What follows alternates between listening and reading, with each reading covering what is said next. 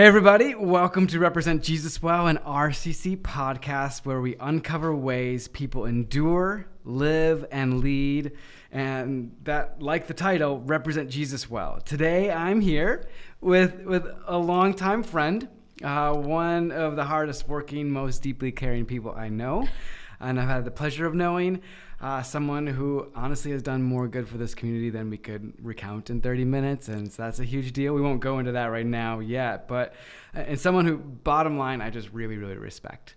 Today I am here with Amy Pollesch, the director, correct, of Traded Treasures and the Community Food Pantry here in Ripon, Wisconsin, and it is a pleasure to have you here. How you doing, Amy? I'm doing great. Thank you for inviting me. I'm excited to be here and to just share what God's doing in our community. Yeah, that's awesome. So I want you to, for those of you who are listening in and don't know Amy, I just want people to have a chance to get to know you a little bit. Can you just tell us a little bit about yourself? Yeah, absolutely. Well, I'm a pretty simple person with a big to-do list. I am a wife, a mom, a daughter, and a friend who just truly adores my Lord and desperately desires to be used by him. Yeah. And I have 4 boys and am super busy with my children and truly walks every day with the prayer at the end of the day of God, use me in a big way, but please give me enough energy at the end of the day to pour into my kids and my husband. Yeah. That's who I am. It's a good prayer at the end of the day. Normally you're like running around like, oh yeah, I have to go home still. I know that feeling. Question about that. You have 4 boys. That's awesome. I have 3, so I look up to you with deep admiration. It is a fun journey. I tell people all the time, if it was put on the table in front of me 25 years ago, I wouldn't have picked it, but I wouldn't change it for the world. Yeah, totally. I get that. So question for you. As we're talking, a lot of our conversation is going to revolve around your role at Traded Treasures. And what I'd love for people to know is, how did that even come to be? Like, how did that even happen? Sure. So fun story. I think it's fun to have just a little history and a recap. There was a family here in Ripon that was running it, and I don't know way back history timeline, but maybe for 20, maybe even 30 years, called the Lloyds.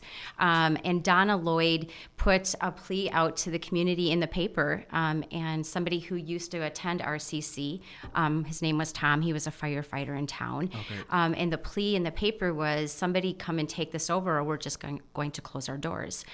So her health was failing and they were ready to just retire. And so at that point, Tom came to Mike and said, this was in the paper, we need to think about this. Or I think he thought we needed to think about it. And so there was a business meeting, and the annual one, and Eric and I were sitting in on it. And Mike had shared that this was on his heart, that he thought that this was something that needed to be taken care of.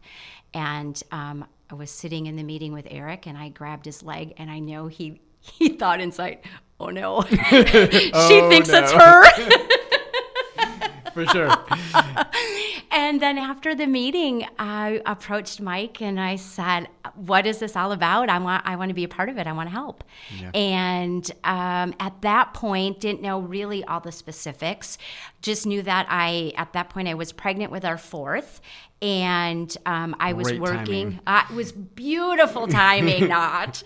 Was working at a bridal store in Oshkosh that my mom and I owned. And I went to Mike and said, I'm working 30 hours a week. Most moms work 40. I've got 10 hours to spare. And so he said, well, it's supposed to run itself. It's got a team of volunteers. I just need somebody to kind of give it some direction. And so the 10 hours a week was started. And so you've been at 10 hours a week all this time, right? Right. I don't know that it was even a 10-hour-a-day minimum when we first started it. Logan was not born at that point, but Caden was. And there were multiple nights where I had a pack and play in my office, and he went to bed in his feety jams in the office as I worked until midnight. So It was just, it's been an adventure of God just really showing how passion through one person can touch individuals who didn't even know that they had a spot that needed to be touched. Yeah. Okay. I want to dig in there a little bit more. So you're spending long hours right away. I'm guessing like just stepping into this position, it's very different from the life you had just been in. Right. And your kids are even like sleeping there to a degree almost, which is yes. totally like it's normal life, right? Yeah, like you're right. passionate about it. Our normal life. Yeah, exactly. So with that, why? Like what was it deep inside of your bones that you just couldn't ignore? Like what were those hours that motivated you to spend those hours? Such a great question to dig deep and find an answer to. I think the beginning starts of that is God just, he pokes at your heart. And if you are in tune with him, the poke is really more like a great big shove. If you'll let him. Yeah. And at that point, I love people, and I love having people have joy. And there are some people where life has been really mean. We live in a cruel world. It's a fallen world where it's not meant to be perfect. But even in our imperfections, there can be perfect beauty. And I just knew that I wanted to be a part of whatever that was. Crazy history is I've done retail my whole life. And I went to college to be a social worker and truly wanted to go one path, but because of where God led me, he put me as my assignment in a homeless shelter running a food pantry, which I hated. I was so mad at him when I was 19. I'm like, this is silly. This isn't what I want to do. Yeah. And then how the whole sky just opened up when this opportunity, I'm like, this is where I'm supposed to be. This is what I'm supposed to do. That's incredible. How amazing that those two things just like line up. It's so wild.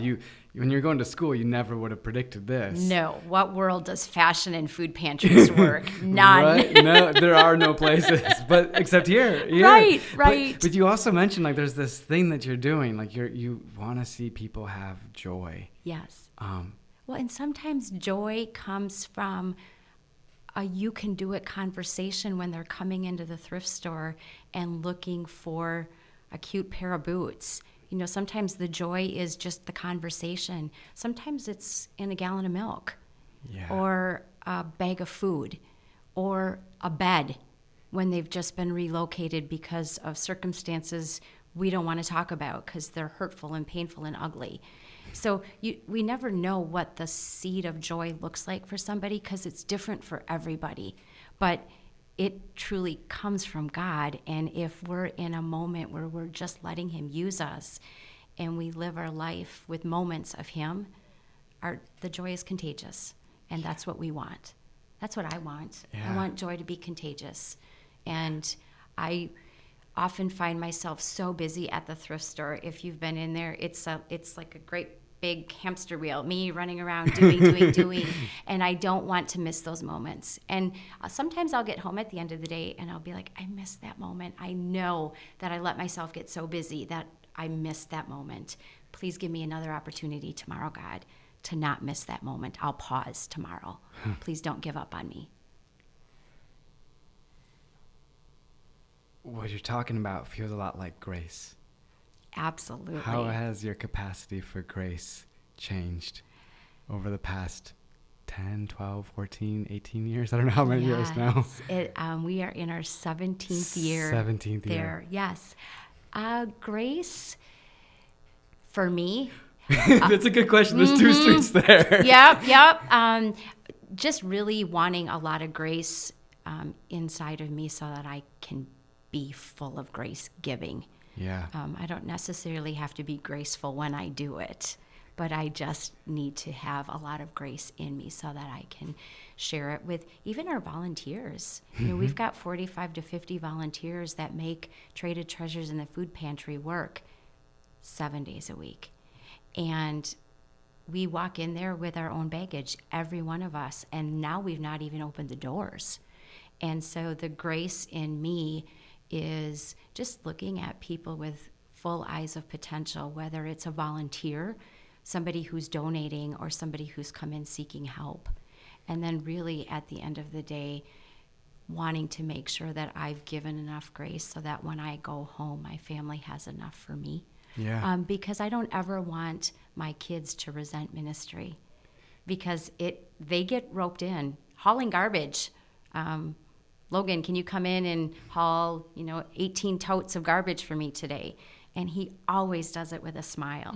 Caden was 2 years old, and he was carrying bread bags out to the cars for food pantry customers. Marcus and Brantley have picked up trailers full of furniture and emptied trailers full of food.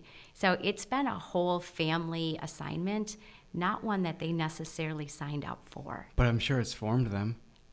I hope that they look at it as it has made them who they are and planted seeds in the future that they want to give back to the community that they're living in.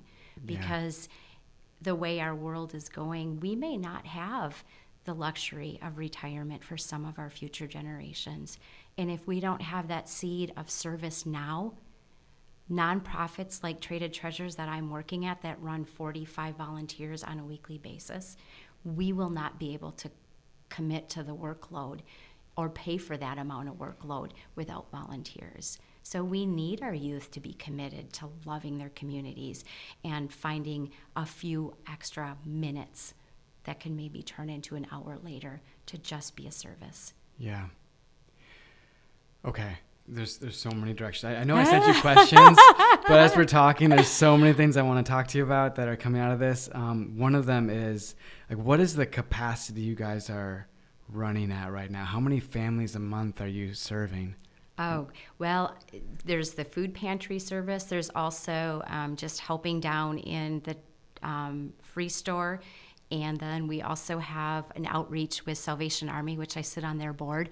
And then we help families with rent assistance or relocating their entire home contents with new things from us based on a crisis. So on a service mode from the food pantry, we're unloading 3 to 5 pallets worth of food a week.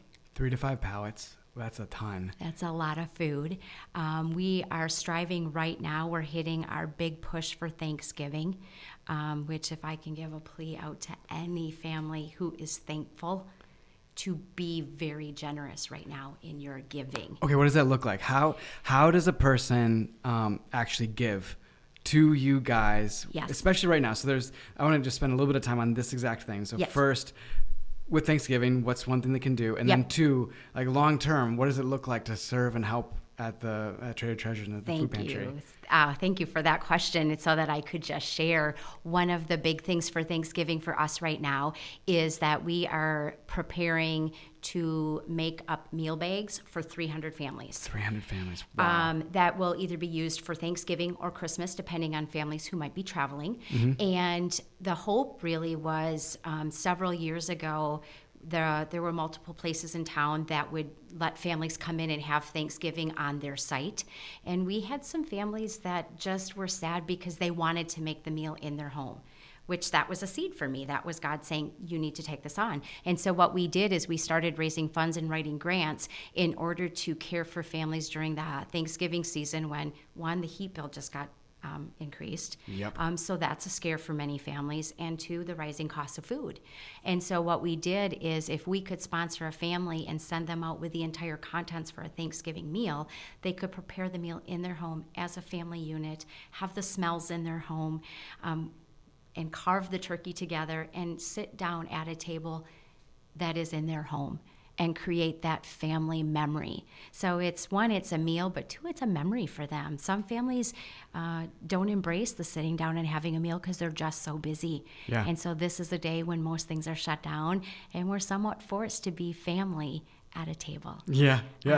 And so the case prices that we have been able to secure with either locally with Webster's or on our national level with Feeding America, we provide the entire contents of a Thanksgiving meal, from the milk and cheese that goes into your green bean casserole, to the turkey stuffing potatoes, a pie dessert, all of the fixings, fresh rolls, all of that goes into a bag, and families are given it to go and prepare at home with their kiddos.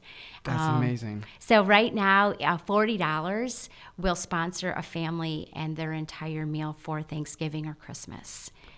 Wow, that's great. It's so much fun, and So they're you do that so thankful. Yeah, you do that for Thanksgiving. Is it something similar for Christmas time? So if we end up with extra bags that we've had families sponsor that maybe didn't make it in during Thanksgiving, we will share that all the way through Christmas. Oh, awesome. So if some families travel for Thanksgiving, but then they're home for Christmas or vice versa, so it's a holiday bag that they can choose. Do I want to make this for Thanksgiving or Christmas based on their family travel plans for the holidays? That's amazing. It's exciting because in part, like we'll probably get this out Tuesday, Wednesday of next week. So when people get it, if they want to be part of that, that's just an awesome thing to do.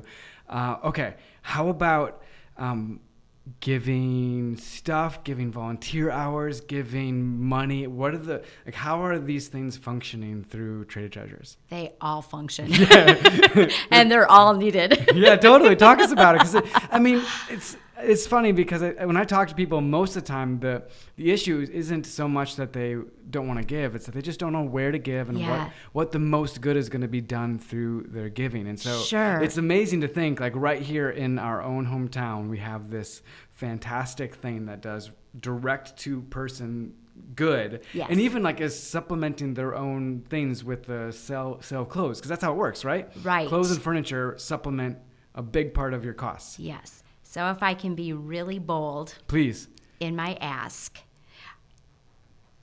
very biblical, that we give our first fruits.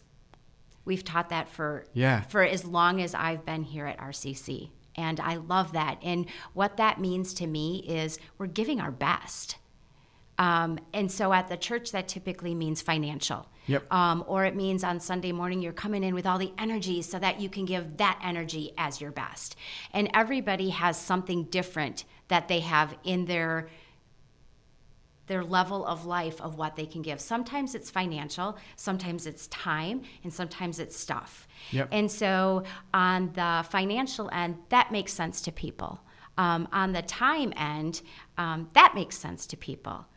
With us being a thrift store, that doesn't always make sense to people. Yeah. And so one of the big things that we've asked people is, we know that when a neighbor or a family member is struggling and they might be super busy or don't have the stuff in the house to care for them, their first thought is to send them to us. Yeah. And that's where you guys come into play.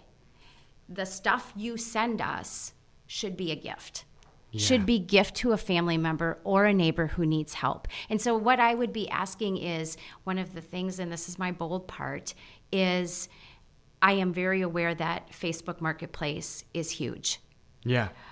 It can be a nemesis for us because we're trying to sell the stuff on Marketplace, and if it's not worthy of selling, then they'll figure out a different place. So my huge plea is to give us the first fruits. Think of us first with your things that you want to sell so that we can care for your neighbor. Yeah. That's our big ask. That's been our big ask for a long time, is we take everything just about. But be kind and generous in your giving, knowing that we are a thrift store where the purchase has a purpose. The purchase that people are making is to serve our neighbors. It is to be kind and to do things. So some of the things you come in and buy, it's totally a treasure, and it's a fun treasure hunt. And we love that. We've created the atmosphere for that. But also keeping in mind that your treasures and your donations go to care for your neighbors. They go to buy that gallon of milk. They go to take care of the things that somebody might come in that you may never know the story of. Yeah. But we're there listening to the story, really asking God for the resources. You know, what's wild about that is you may sell something and get $50, right? Right. And you might think, okay, I got extra $50, great. But when you give that same thing and you guys make $50, what that actually does is it still makes your life better, but it makes your life better because the entire community is better. Yes. The entire community is more well taken care of and is better fed, has a place to lay their head at night. Right. It's wild to think, like, that's the kind of investment you're actually making when you choose to give it instead of to get a couple extra dollars that you don't really need, but why not, right? That's the thought people have. Well, why not then give it to you guys? And it's just exciting. Thank you. It's a well, and idea. we don't get to always share the stories of some of our just recently a young, sweet mom, single mom of 2 littles, who had a horrible marriage relationship, and some really awful things happened to her and her 2 kids, and she relocated to Ripon, and we were able to blow her mind with just a start over. And it wasn't about the stuff, it was to her, but deep down, it was about the fact that somebody had given kindly and generously so we could be your outlet. That's what Traded Treasures is. Sometimes it's just selling the stuff, which always goes to good. But sometimes those things are just gifted or given away, and it comes with a huge love of Christ because God needed that gift to go to this sweet mom, which you'll never know, but just know that there was a purpose in the giving, and we love it. And we are so thankful for those kind gifts of a hoodie sweatshirt or a nice pair of boots that were, worn one season, or this beautiful winter coat that somebody may not be able to afford to make the run to Oshkosh when there's snow on the ground and their kids can't go out for recess or leave the blacktop because they don't have those snow pants or those boots or that coat. So either it's being given or it's being sold, but it all goes to be a blessing. Yeah. Okay. This is so much fun. One of the things I'm curious about is, and we've talked about this recently, is the mission of RCC is to represent Jesus well. Yeah. That's going to be official in January, but that's what we're operating under right now, and it's exciting. But one of the things I want to get at, and that's why we have this podcast, is when you're thinking about giving these gifts in the name of Jesus, essentially. Yeah.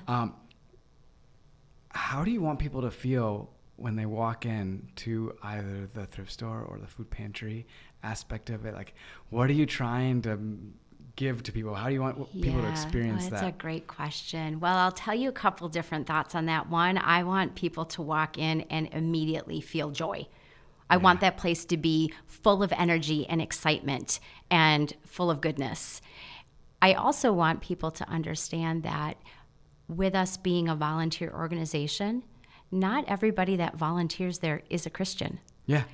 Most of the people that may hear this podcast might be, hopefully, either are or are pursuing being a Christ follower. And in a day where somebody might be having a bad day at the thrift store, whether it's a shopper that they might encounter or a volunteer, hopefully it's not me, to have grace. Yeah. To have grace if the moment isn't perfect. Mm-hmm. To walk out of there thinking that you're being touched with a story, whether I gave and I'm so excited about what I gave, or, maybe God's calling me to come and hang out there. We have some amazing people in our community who have a tiny bit of time with a great big attitude, and we love the tiny bits of time with a lot of joy in their attitude. And we could use a few smiley faces at the thrift store that can continue to create that culture of kindness that we are working so hard, working so hard to make sure that there's always kindness in there. Yeah. But also recognizing me and we fall short. Yeah, it's wild to be able to be honest about the fact that we're all kind of messy people. Absolutely. And I would imagine that when you are working with volunteers, when you're working with people who are trying to scrape by, that the messiness sometimes comes out stronger. And it's more obvious because there's less filter. And for sure. Honestly, that's probably good sometimes. Yeah. How have you grown or changed because of having that be real? Great amounts of reflection. Yeah. One, very thankful for my godly husband, who is the kindest with grace, who always lifts up at the end of the day, and recognizing in some of our families that serve there, they don't all have those amazing husbands at home. And so, one, a great heart of gratitude for my husband and my family. And two, recognizing that not everybody has that at home, but maybe that's why they're coming into the thrift store. Yeah. And then that's game on for me. God used me. Help guide my conversation. help give me the words of encouragement. Give me joy to pour unto others so that I can fill their cups up. And then at the end of the day, make sure my cup is always abundant and full so that it doesn't run dry. And that's where it falls on me. If I'm not in God's word, if I'm not listening to his word, if I don't have that in my cup, I don't have enough to give. Yeah. And so in a busy, busy world of being a mom of 4 kids and adoring my husband and working full-time plus, just really putting it on me that whatever I want my culture to be at work, whatever joy I want to have as people walk in there, it is my responsibility to bring as much of that in there as I can.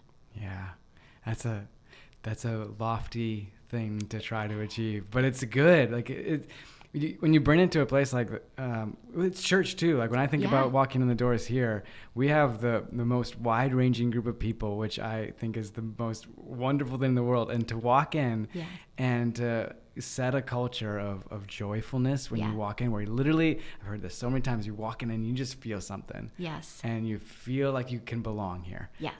And that's a hard thing to do, but it's so rewarding when you catch those glimpses, those moments. For sure. And like you said something earlier that I think is really special to that culture. You said specifically, God, please help me not miss that moment tomorrow. Yeah. As you've thought about moments for yourself over the years, are there any stories or any things that just like pop out as like, oh man, that was a moment and I will treasure that one for a really long time? You don't have to name names or anything like that, but like, and I know I didn't even tell you I was going to ask this question, but the first story that pops into my mind is because we're a huge space for people to drop things off. I don't think people ever look at us as we're running low. And one of the stories I remember is, this was years ago, I had a young high school student just graduating, moving on to college, helping in the food pantry, and we were truly having a conversation of how are we going to make it in 2 weeks? There is not enough food down here to make it in 2 weeks. And a little drop off and a little drop off. And there's all these little drop offs in this little bucket. Before you knew it, our food pantry was fully stocked and overrun with donations. My point being, God is never disappointed in the giving of others to gift to other people.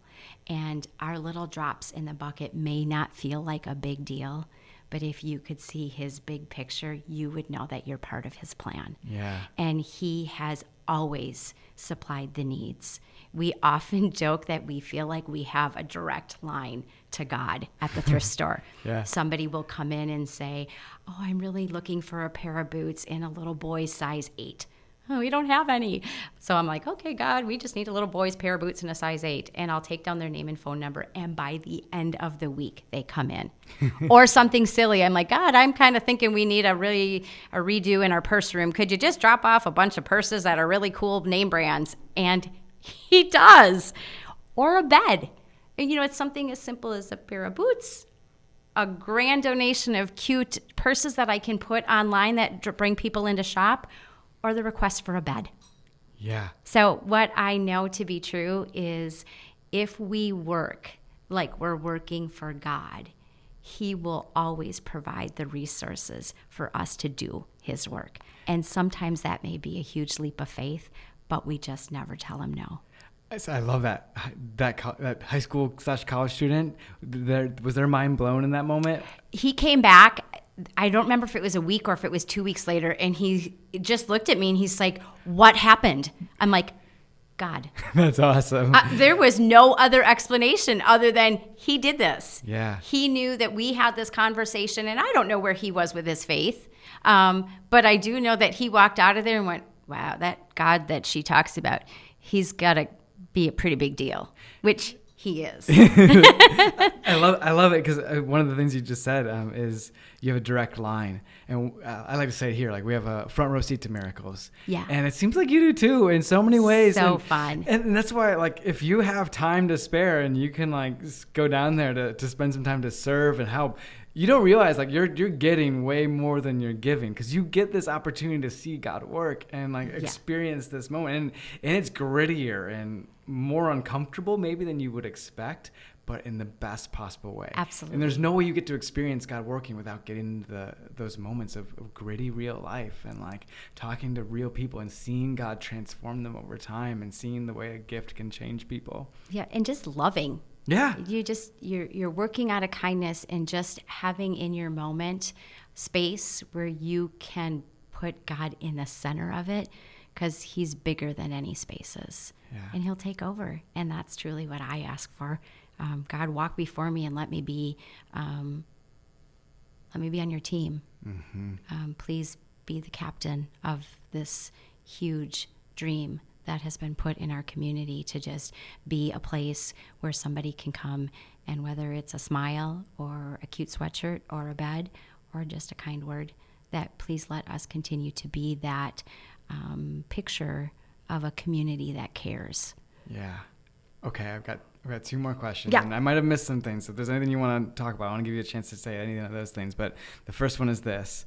What do you hope the Traded Treasures and the food pantry, what do you hope is always said about them? What part of its character do you hope never leaves it? I want us always to be kindness. Our mission is pretty simple, and it's to treat people with dignity and kindness as we serve families who need help. I want people to always feel like we are a place who gives people grace and that we serve with kindness.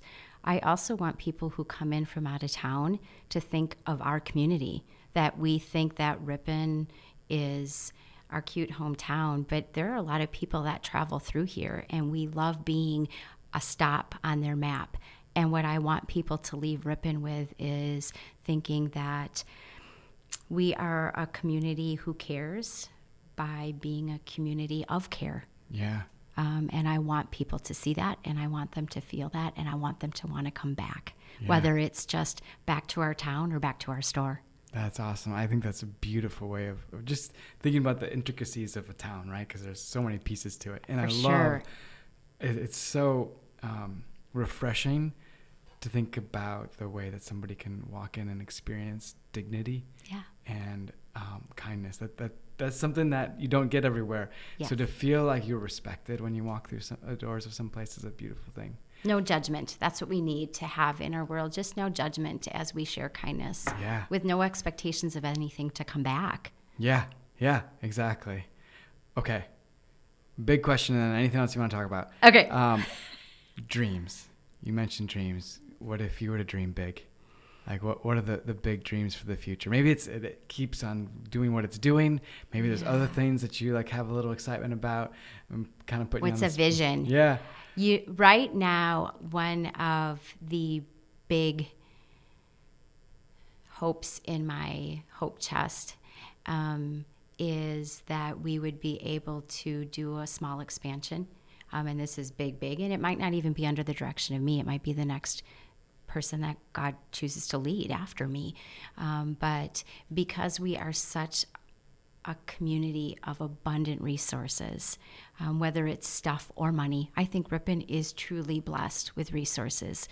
And their generosity, truly blessed with the generosity that comes through here, and our families and our businesses, is that we would one day have the ability to do an expansion and create a free store and be a free store for the state. When Salvation Army or the American Red Cross goes into a fire and they find everything is lost, that we would be a place that they could come and just take whatever they need. Wow. We do a little bit of that through the store, but I feel like there is something coming. I joke that I feel like God is letting me kind of lean over a cliff, and he's got me by the belt loop. And when he lets go, I just want to be ready to go and do what he needs me to do. And so right now, I don't know what that looks like, but we have a saying at our house with our kids that Eric and I very rarely tell each other no. We do the best that we can to always be able to do what each other is asking. We definitely tell our children no because they need to be disciplined, and we need to be respectful of a no from God. So that comes from us. But Eric and I never tell God no. And so that is how we live our home life and our work life. If God is asking, then we say yes. And my ask of him has always been, if it's okay that I ask of you, God, please give me the resources to do whatever your ask is. Yeah. And I'll leap before I'm supposed to have the resources, knowing he'll provide, but just make sure that he always comes through. And I shouldn't say make sure, because he always does come through. Make sure that my faith is strong enough that I don't miss the leap. Yeah, man, that's an exciting vision. Like, that's amazing to think about that possibility. Yeah. And then your explanation, that's really, really helpful. And even the parenting thing. Thanks for permission to say no to my kids. My kids really are probably like, don't tell people that. It's true. It's so true. You're right on there. But that's really great. Even the way you talk about with Eric, your husband, and with never saying no to God. That's hard. And to represent Jesus well, you have to have that sort of faith. You have to grow into it. And there's grace along the way. You're going to develop it because you may not be ready yet. But to have that as that goal of saying, if God wants me to do this, I'm going. I mean, I picture you like 20 years ago, and can't imagine. The ride you've been on has been wild. Yes. But I'm guessing you would never trade it for anything. I often tell, when I get an opportunity to speak, that if I had known 17 years ago all of the stages that we were going to need to get to this day right now, and I would have saw 17 years ago and today, I would have said, God, I'm not equipped, pick somebody else. Yeah. But he has allowed me to grow in every phase of the journey. And the beauty is, in order for a vision to take place, we don't have to have all of the provisions in order for it to happen and work and be beautiful. And that's where that leap of faith comes in, where God is just saying, you just need to leap and have that faith in me. And my vision is already set. Yeah. Are you going to let me use you for the vision? And that's where the never say no comes in.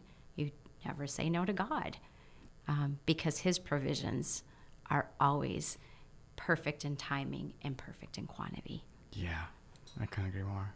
Is there anything else that you want to talk about? I know that you said you have a need like right now. We do. So we have an amazing opportunity with a few business owners in town and some very talented men who are going to do a slight gift for Christmas for a family in town who is truly struggling. Yeah. And so right now I am in need of 4 twin beds. 4 twin beds. 4 twin beds.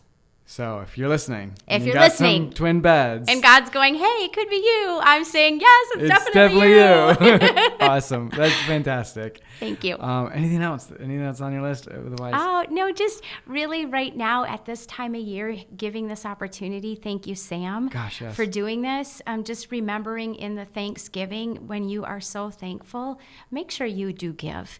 And maybe it's not financial. It doesn't have to be financial. Maybe it's just you're giving the gift of your time for a half an hour to a friend or a neighbor who really needs a little bit of hope and something to be thankful for. So just be the gift giver of whatever the resource is that God's given you as your gift, whether it's time or money or items. That could be a gift or a blessing to somebody, and carry that through, and hopefully it's contagious. Yeah. I don't think God's done yet, and he's definitely not done here in Ripon. And it takes each one of us to be part of that so that he doesn't give up on us. Yeah, I think you just gave the best encouragement for how to represent Jesus well and this season. And I'm so grateful for you taking the time. Thank you for asking. Bit. And with that, thanks for tuning in, and we'll be back in a couple weeks with another great episode as well. Thank you. Thank you, Amy. Yeah, thank you, Sam. And with that,